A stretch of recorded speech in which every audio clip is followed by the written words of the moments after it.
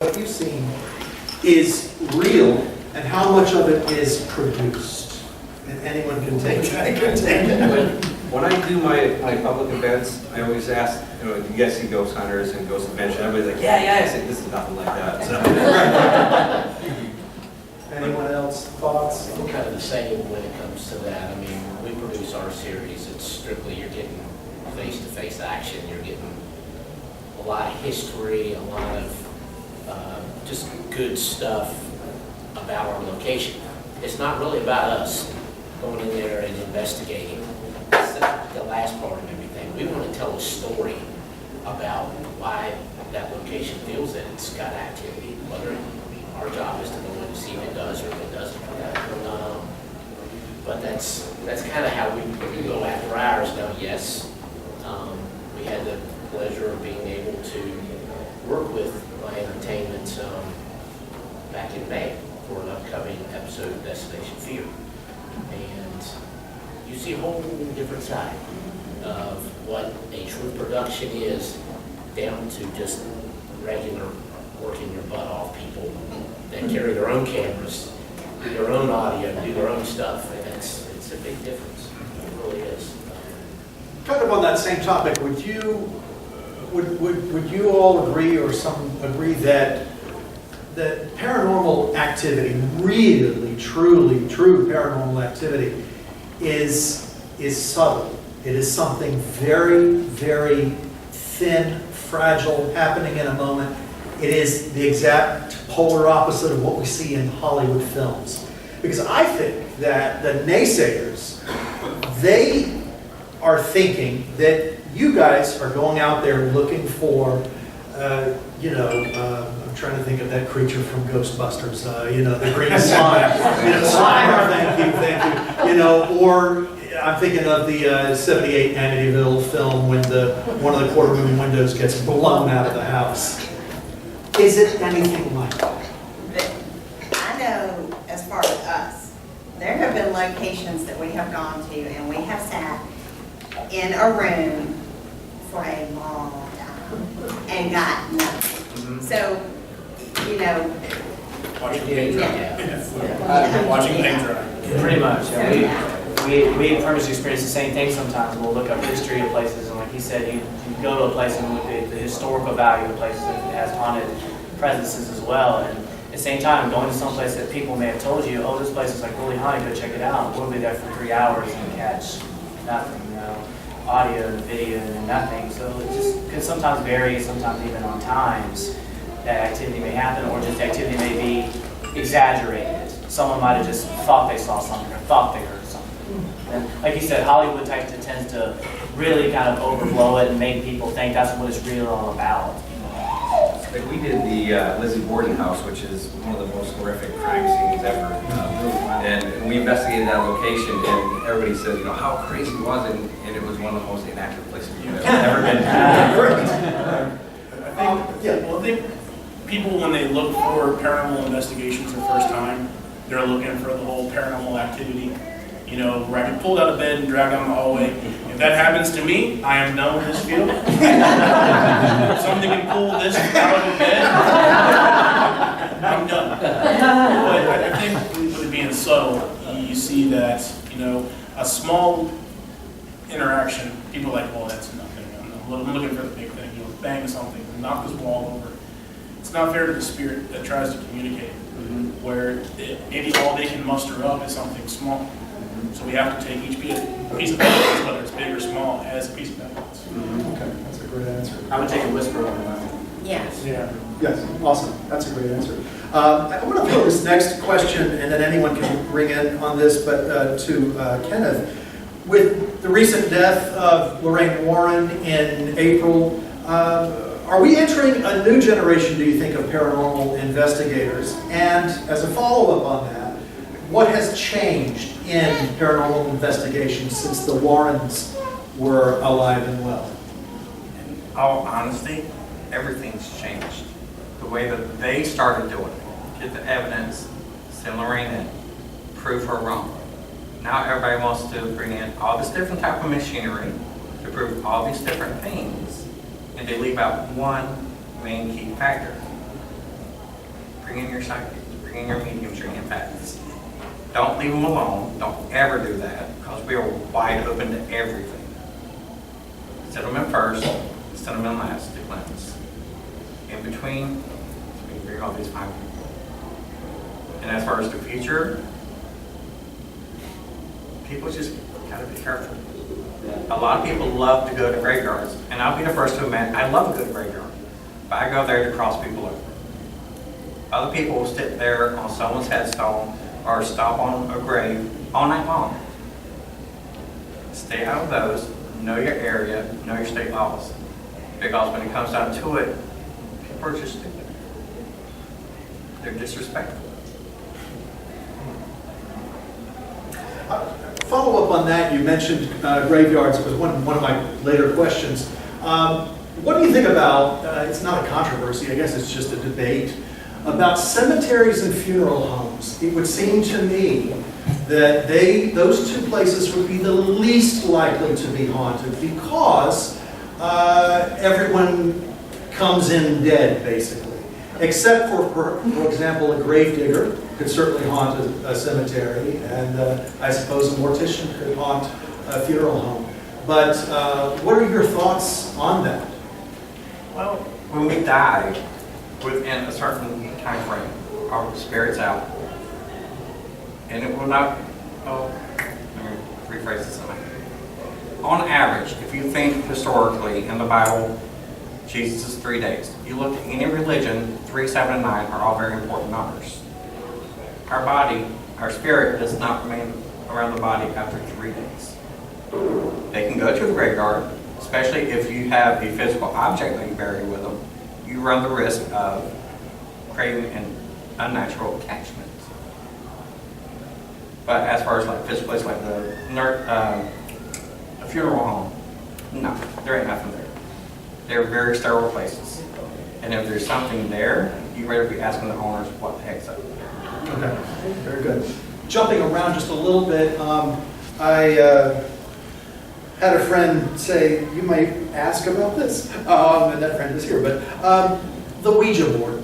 What is the efficacy, do you think, of using the Ouija board as a conduit to reaching the spiritual realm? Because we obviously have anecdotal stories, if you want to call it anecdotal evidence, of people who say that they've had experiences with this.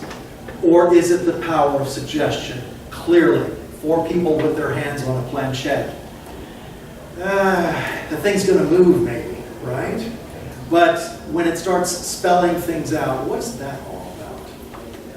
I think communication devices in general, I mean, that's being used as a communication device. We personally don't use one.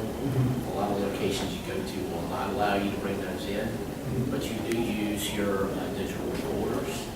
You use things like that, or spirit boxes, things like that are basically the same type of devices, they're communication devices. But the difference is they're trained. manipulating you. Yes. Right. Yeah. To move it. It's the difference whether they're using you to channel it through.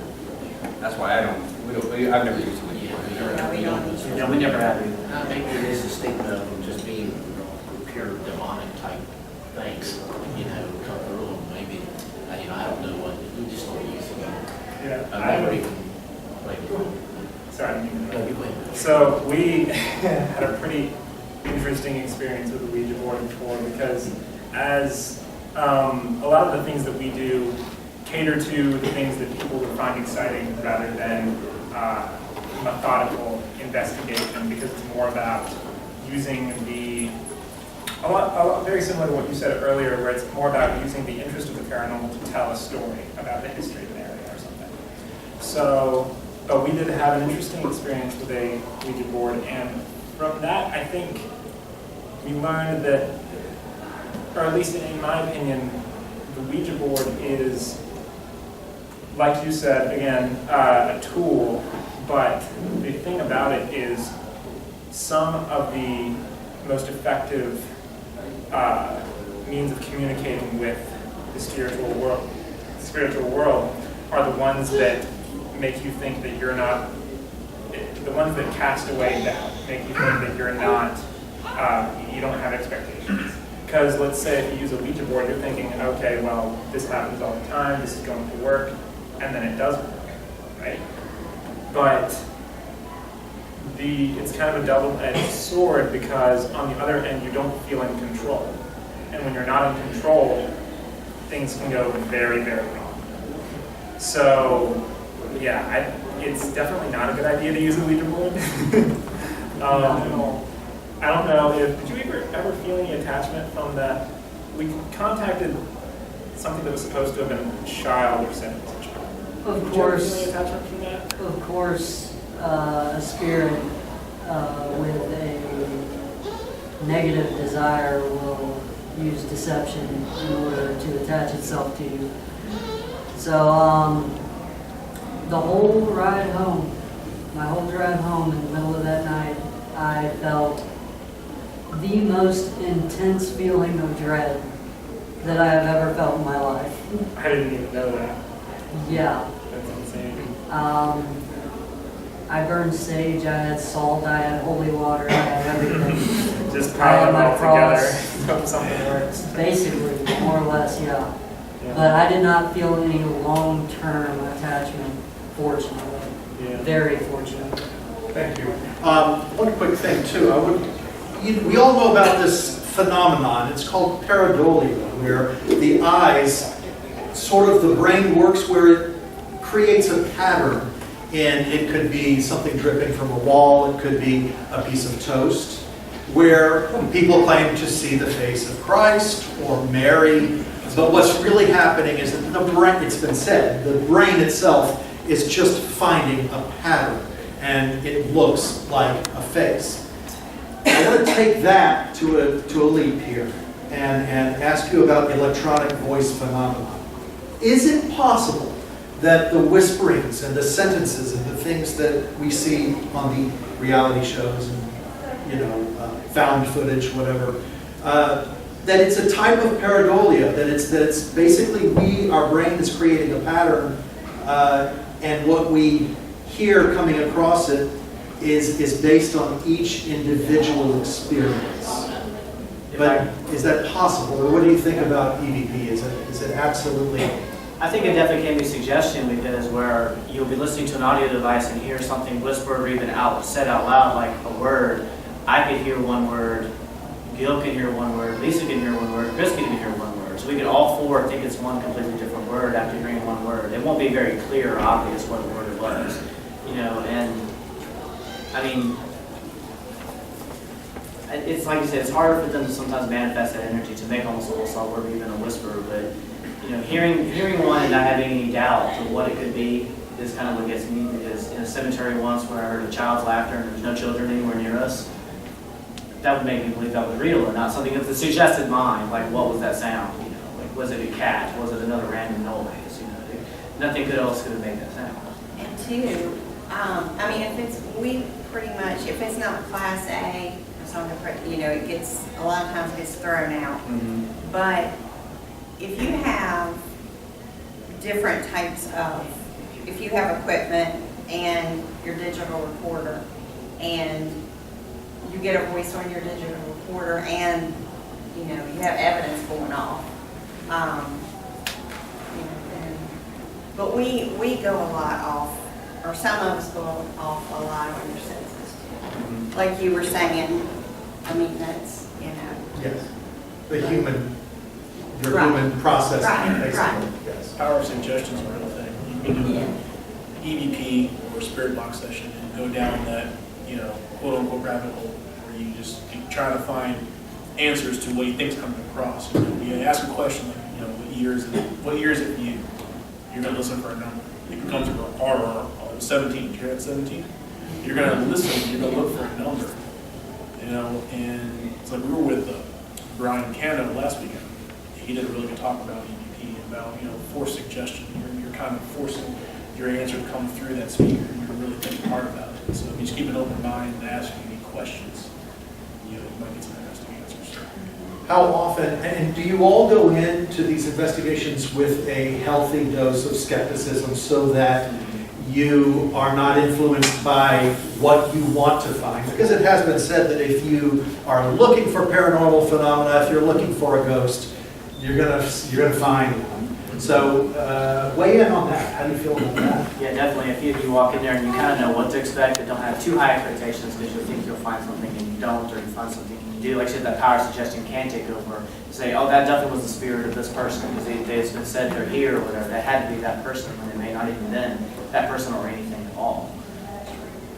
Let's open this up now to our audience and see if there are any questions out here. I've got more. I've got some good questions. I'm ready to ask some bizarre questions. But is there anything anyone wants to know? Yes, ma'am. I'm from Savannah, and I'm just curious if any of you have had any specific experiences in Savannah. Yes, at the Colonial Park Cemetery. Oh, yeah. Where that's where we were standing by, I don't think the grave mattered, we were by a particular grave and I was filming, and as soon as I turned my camera off, I heard nothing audio with my own ears, but when I played the footage back, that's when I heard what sounded like a child's laughter, like it literally hee hee hee. And I played that back for everybody like that wasn't me, there was no children around us, it was like, what? You know, so, and we've been there a couple of times. It's a very beautiful cemetery, it's a great cemetery, and I believe it's a very great place to visit, so we definitely want to go back sometime. Anyone else? Yes, sir. Do you consider the old hag syndrome as a paranormal? Any of y'all ever experienced that? Or? Just a minute. Old hag syndrome. Are you talking about Sleep paralysis. sleep paralysis? Yeah. That's what I'm thinking. Because that has happened to me and my wife. She thought it was a cat at the foot of the bed, and she said it jumped across her. And she said, "When did we get a cat?" You know, she was asleep, and it landed on me. And I was sleeping on my back at the time, and I could not move. I knew it was there because it was face to face with me. I seen it. Yeah. And all I could do was pray to get this thing off of me, and it finally left. So. And Sorry. well, anyway, her brother was with us that night too. And when he left, this is probably what, 20-something years ago? He said something followed him home. And it scared him. He was scared. I mean, everywhere he went, and when he got near home, there was a bridge there, and he said when he crossed that bridge, it stopped following him. And he was just like, I'd say, a couple of blocks from home. The water stopped interesting. Yeah. The border that spirit cannot cross border. Now, an interesting thing about the sleep paralysis, all that stuff. So I read, because I looked into that before. That was something that my sister experienced a lot. Again, she's empathic, so it might be, could be one thing, could be another. But basically the short version is what I read was that apparently your body releases some kind of chemical that stops you from flailing around in your sleep because you're dreaming about things. And sometimes you wake up before that wears off. Okay. But if you do have a spirit that is trying to contact you, that would be a fantastic time to contact you. So it's kind of like it could be one thing or it could be another. I haven't looked into it too much, but I do remember reading that, so that might be something that you might interest you. Well, I know when we got up the next morning, I just happened to say something to her about it. And then she turned around and looked at me and said, "What?" She said, "I seen it too." Oh, yeah, listening to your first experience. Yeah. I totally didn't even notice that. Okay, Yeah. then that couldn't have been what it was. That would be a shared hallucination, which isn't really. Yeah, because at that time, I didn't know what old hag syndrome was. And I think one afternoon I was talking to my dad about it, and he told me that's what it was. And then that's when I started looking to see what it was. Excellent. Any other questions from the crowd? I have a question. Oh, yes.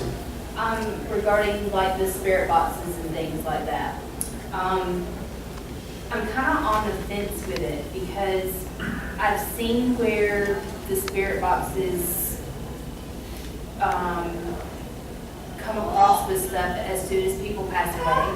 Like for instance, there was a group that I watched and he liked to do the spirit boxes right after Robin Williams died, right after Tom Petty died, and was like, oh look, I'm getting these spirits. How do we, for sure, I guess there's no way to say for sure, but say that those radio waves aren't picking up on hey, Robin Williams died in this movie, and that's where they're picking up the The voice. thing and about things like that is, if you have a major celebrity who passes away, you're gonna hear snippets, Exactly. you're gonna hear, especially Tom Petty.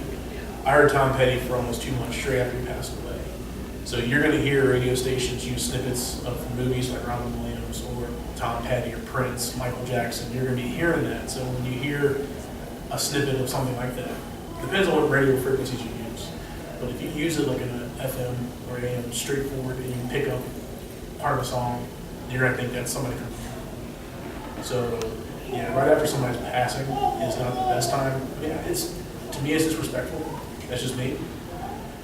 It can be anybody. It doesn't have to be a celebrity. It could be a family member. It could be. I mean, it's your preference.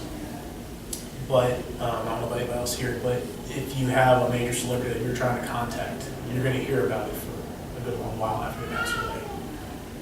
One thing real quick on spirit box, and I know my friend Kenneth here doesn't believe in the spirit box. I use the spirit box quite a bit myself, and you get a lot of this. You try to make it sound into what you think it's going to say. It's scanning at like 1/10 of a second on the radio, so you may hear a full name and stuff like that. I've had stuff come up that says, I am see-through, but I can see you though. A full sentence on something that's scanned at 1/10 of a second. That to me is proof that it can be communication through those. We have one good session at an old plantation farm, and we were talking, the gentleman who passed away liked to drink. So that's been like when all the flavored whiskeys and stuff like cherry whiskey and stuff come out. So Tanya was asking the question, she says, they come out with a new whiskey now, it's cherry flavored. And he basically came back and she said, Or I it's said, really "It's good, good." it's really good. He comes back and he says, how good is it? And that's the kind of responses that you really want to hear, to have responses. So with that shit, on season 1 of our series, 2 members of our team are doing a spirit box session, what they call Hessian. Oh, yeah. And they're asking questions and they're getting responses in German. In German. Now, I don't see very many German radio stations. I don't know how it is here in South Carolina. In Charlottesville, Virginia, we don't get very many at all. So, and you can hear them clean come through in German. So that's what you're looking for. I know we kind of all have an idea of who you're talking about. He likes to do that right away. Yeah, and he catches a lot of grief for that a lot of times, but it's his preference. There was someone else who had, yes. I've got 2 questions. As far as like spirit boxes and voice readings, everything like that, is there any apps on the phone that you guys suggest? Are they legit, or are they all kind Well, of... the thing with the apps on the phone, your phone is hooked up to a location service. So I've tried them before just to see, and if you're at a railroad, then guess what? I've used them that say, where they list the Ovulus, which basically has a word database, and they'll spit out a word, every so often on whatever energy it picks up. Different energy has different levels, so that's what it's going to spit out for a word. This is how it's supposed to work. Now with the phone, if you use that app through that, if you're in a railroad station, guess what? You're going to get engineer, you're going to get railroad, you're going to get all that stuff. 'Cause that's the way they built them up, so they know kind of your location service is on, and they know where you are. So though I don't use the ones on the phones. There's quite a few of them out there. When we first started with someone we had as a kind of temporary investigator, had one on his phone as well, and it didn't seem like it worked really well because it was just picking up the most random words. It didn't make any sense. And just didn't seem like it was that good either. So I agree with them. And also, Well, digital recorders on your phone. I mean, you can download a digital recorder. Yeah. And if you can look on the apps in the App Store, or even some phones have it built in, it's not meant for paranormal activity or paranormal investigation. It's just you can record, somebody singing, people in class, so that's one thing. And technology in some of these smartphones, it's sensitive. So we have gotten some pretty good EVPs just straight off your phone. From apps not really used for paranormal activity or all that stuff. Yeah, that's some of the best tools you can use for detecting the paranormal, is the ones that aren't specifically made for it. Because then you know for sure you're cutting out something that's trying to trick you. You know what I mean? Baby monitors. also, has anyone been to the Salem Black River Church in Sumter? Yes. Yes. I did an investigation there last November when I first moved down here. And Frank, who's running around here too, him and I went out there, and I saw someone walk by in the graveyard. I turned, and turning my video camera, I actually caught it on video. And we started to walk towards it. I'm like, well, who is that? I started walking towards it, and I realized I didn't see an upper torso. All I saw was the legs. There was nothing else above it. Yeah, we had went, when was it, last year? And you know, it was kind of a chilly day, so feeling a cold chill, it's like, okay, that's nothing paranormal, obviously, but, you know, also hearing some interesting EVPs out of it, but, you know, the cemetery definitely has a history of, you know, something happening there, or having entities and stuff, so it's like a word for us to going back, but the first time we went there, we got a pretty good audio of a very loud voice saying the word specifically loud, like it went loud, you know, so we thought, none of us said it, so I mean, we just weren't sure what exactly it was, but it was a voice that definitely wasn't ours, so it was very interesting to hear. One other thing about that Salem Black Road Church, when you walk into that cemetery out back, there's a significant temperature change in the very front of the cemetery. And there's supposed to be a child that's buried there. And you can actually see the kid's grave is right there. Right by the They tree, see, the big yeah, tree, yeah. by that big tree. And they see people have seen the child there. But when you walk into that area, about, I don't know, maybe 100 feet or something in there, it's cold. That's where I left the digital recorder, right there by that big tree as soon as you walk in there, actually. Any other questions? We're just dying to know the answers to it. I didn't mean that as a pun, actually. Wow. Here's a quick one. Can animals or pets become possessed? I mean, what are your thoughts? I think we always talk about where they go in the afterlife. Can they become possessed? We did a investigation for a lady that she thought her husband was coming around, and ended up we had figured out it was actually her cat that was coming back, and it was doing the same path, low to the ground shadow that she would see, and she said she'd hear like a clawing sound. Well, there's the cat under the bed doing this, and that was the first time I ever had a spirit of an animal, as far as my investigations have gone, which is really interesting. I mean, as far as being possessed, I don't have knowledge of that. Okay. How can you discern whether a spirit is an innocent ghost or is of a demonic presence? How do you discern those things when you're on a haunt hunt? Kenneth? From my point of view, you can't until you start getting that interaction going. Because if it's a negative energy, they can make themselves look like a human, act like a human, do whatever they want. Until you open up, and when you start opening up, that's when you start getting the first level of possession and go from there. But when it comes to possession, at least from the Warren side, it's like 1 in every 10,000 people actually get a possession worldwide. Okay. Quick series of quick questions here. Why were the kids in Scooby-Doo so clueless about the real culprit? They were high.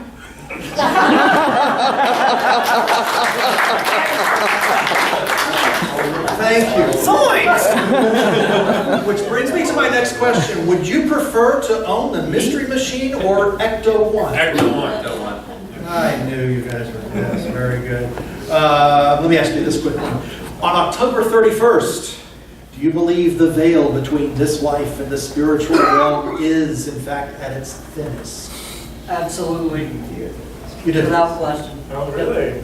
Can you give us, why are you so convinced?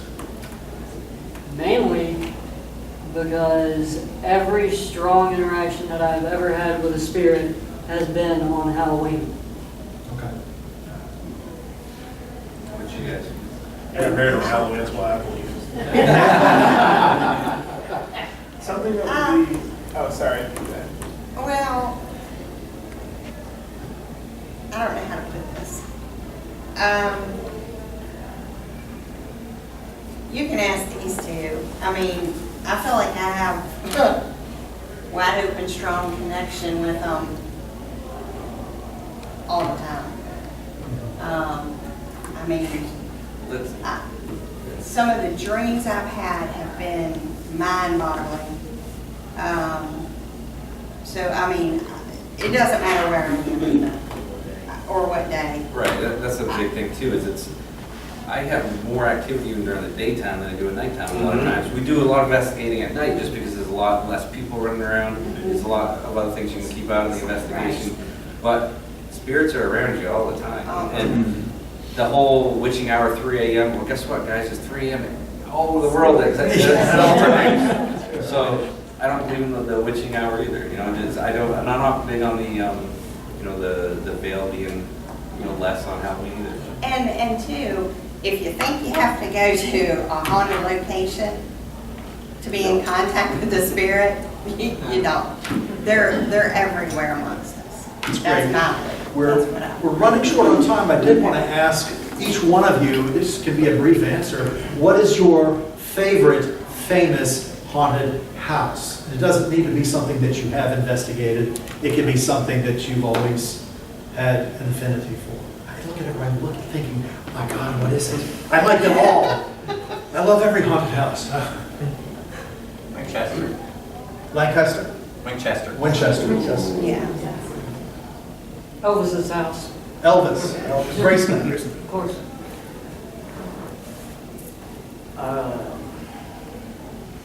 I'd have to also say the Winchester. It's actually a Okay. very interesting history. Yes. Isn't that the one where they kept adding rooms onto it? Yeah. Yeah, okay, then yes, that's my answer. Very good. What's that one house? The one that was, the White House. Oh, yeah. They Yeah. truly are Absolutely. very haunted. Yeah. I love being just, the ones that top secret and all that type stuff, you know. Yeah, they frown on you jumping that fence. I've tried it many times. They get taken down every single time. Tom? I'm surprised that he didn't say this, but how about one of the castles in Ireland? Oh, Brandon? I got a location in the city, Okay. the whole city. St. Albans Sanatorium is my personal favorite. I love it too. And as far as the city, the whole place is legitimately haunted in Gettysburg, Pennsylvania. Every square inch of that town, you can catch ghosts in the bathroom at Friendly's. It's literally that haunted, in all the square inch. I'd prefer not, but that's fine. Mine would be the old red church in Standish, Maine, and it's my wife and I got married there. We were their biggest fundraiser for the historical society. We did events, we donated to the church, and actually one of my best evidence we ever captured. I've got it on my table. You guys can check it out, but was there too. So. Just say briefly, because we're going to bring this to a close, but my favorite, since you asked, is kind of an obvious one and a one of debate. We can leave that for next year's Carolina ParaCon, and that's the Amityville House in Suffolk County on Long Island. I'm writing it, I just didn't say this, I think Toby won't mind if I just put this plug out there. I'm excited about it. I'm very excited. I've written a play about Amityville. It's the first live stage version ever written about that topic. And I'm very happy to say that it will open a year from now off Broadway in New York City. So I'm really excited. That's another reason I like Amityville. Is this anyone's card by any chance? How much money on it? All right. Well, listen, folks, I just... Wayne is the last name. Rachel Wayne. Oh, she was the one that tore up the picture in the dark. Yes, that's right. Rachel. Stole her credit card? Yes. It was found on the floor. That was a good trick. Clarification. Yes, absolutely. Real quick. Yeah. Out of everybody in here, who's a skeptic and who's a believer? Let's have a show of hands of those who are Who's true skeptical believers. about the whole ghost thing? True believers. True believers?